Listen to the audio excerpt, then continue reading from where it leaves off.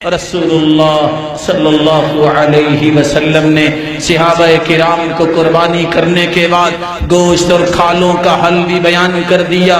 آپ گوشت کے تین حصے کر سکتے ہیں، ایک اپنے لیے، ایک رشتہ داروں کے لیے، ایک فقراء مساکین اور سوال کرنے والوں کے لیے۔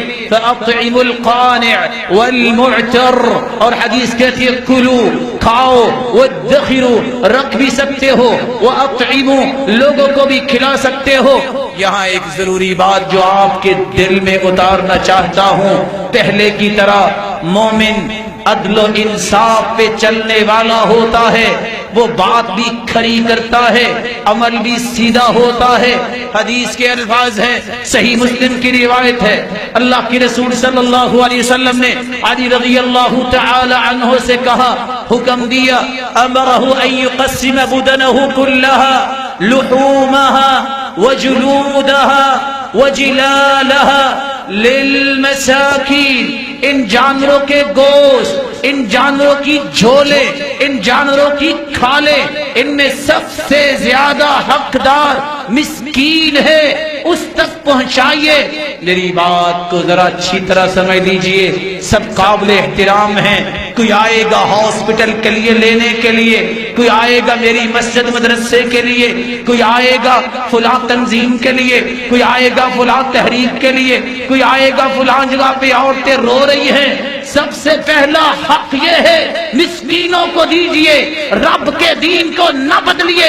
تحریکیں چلتی رہے گی، مدارس چلتے رہے ہیں، چلتے رہے گے، رب کے نظام کو نہ بدلیے اور سیدھی بات کیجئے۔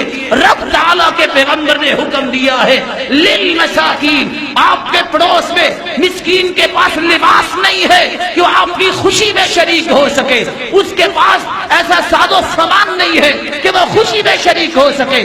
آپ کے نیبر میں، آپ کے دیہات میں، آپ کے شہر میں ایسے لوگ موجود ہیں جن کی باپرد بچیاں لوگوں کے گھروں سے پانی بھر بھر کے لاتی ہے، ان کا پہلے حق ہے، ان کو دیجئے۔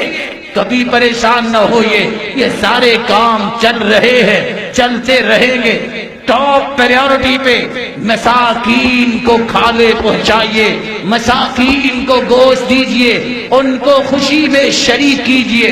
ہاں، اگر یہ کام آپ کر چکے اور کوئی بندہ نظر نہیں آ رہا کہ وہ مسکین ہے اور اس کی ضرورت رہتی ہے، آپ کسی بھی اچھی جگہ پہ پھر اس کو پہنچا سکتے ہیں جہاں دین کی سربلندی کا کام ہو رہا ہے۔ آخری بات، رسول اللہ صلی اللہ علیہ وسلم نے ابتدائی اسلام میں فرمایا تھا، 3 دن سے زیادہ کوئی شخص گوشت کا ذخیرہ نہیں کر سکتا۔ پھر اللہ تعالیٰ نے وسعت دے دی، آپ نے پھر اجازت دے دی کہ آپ ذخیرہ کر سکتے ہیں۔ کس انداز سے؟ اگر آپ نے ایک کی بجائے 10 جانور کیے ہیں، فقیروں کو بھی دے دیا، مسکینوں کو بھی دے دیا، رشتہ داروں کو بھی دیا، بچوں نے بھی کھایا، پڑوسیوں کو بھی مل گیا۔ اگر آپ کے پاس بچ گیا ہے، آپ ذخیرہ کر سکتے ہیں۔ کلو من ذی الحجہ الی ذی الحجہ، ایک ذی الحجہ سے دوسرے ذی الحجہ تک اس کو کھایا جا سکتا ہے۔ سیدنا علی تشریف لائے، سیدہ عائشہ نے کھانا پیش کیا، کہا یہ کون سا گوشت ہے؟ جواب ملا یہ قربانی کا گوشت ہے۔ کہا اللہ کے رسول سے پوچھ کے کھاؤں گا۔ اللہ کے رسول سے پوچھا، سلسلہ صحیحہ کی روایت ہے، آپ نے یہی لفظ بولے، کلوہ من ذی الحجہ الی ذی الحجہ، ایک ذی الحج سے دوسرے ذی الحج تک بھی کھایا جا سکتا ہے۔ اللہ رب العزت ہمیں ان مسائل کو سمجھ کے ان 10 دنوں کو گزارنے کی توفیق عطا فرمائے۔ وما علی الا البلاغ۔